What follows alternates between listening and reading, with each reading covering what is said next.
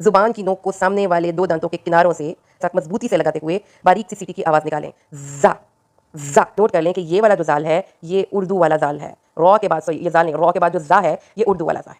ज़ॉद letter. अब ये जो 5 दाढ़ें, ये देखिए ज़ुबान की करवट, यानी कि ये जो आपकी ज़ुबान की करवट है ये ऊपर वाली 5 दाढ़ों से लगे, चाहे वो दाईं वाली दाढ़ से लगे या बाईं वाली, तो ज़ॉद अदा होता है। अब बड़ी दाढ़ें हैं, first molar, second molar and third molar, इन पांचों दाढ़ों से आपकी ज़ुबान की करवट लगेगी तो ज़ॉद अदा हो जाएगा। तो लगाइए ज़ॉद। ज़ॉद है ज़ॉ के बाद वाला ज़ॉ और दाल के बाद वाला दाल, ये दोनों करीबुल मखरज हैं। फर्क क्या है, ये वाला जो ज़ॉ है ये मोटा पड़ा जाएगा, मुस्तालिया है, और ये वाला दाल ये बारीक पड़ा जाएगा क्योंकि ये लाइट लेटर है। बाकी फ़र्क इन दोनों में, इनके मखरज में कोई फ़र्क नहीं। यानी ज़ॉ के बाद जो ज़ॉ है, जैसे ज़ॉ, ये जो ज़ॉ है इसमें आपकी जो सी आपके दांतों से बाहर निकलेगी और तब ये लफ्ज़ अदा हो जाएगा। लेकिन ये वाला जो ज़ॉ है इसको आपने मोटा करके पढ़ना है, जबकि जो ये वाला ज़ा है इसको आप बारीक पढ़ेंगी लेकिन इसको नरमी से अदा करेंगी। तो सा, ज़ाल, दाल के बाद वाला दाल और क़ौ के बाद वाला ज़ॉ, ये सेम तरीके से अदा होते हैं। कब? जब ज़ुबान की नोक ऊपर वाले सामने के दो दांतों के सिरे से लगे।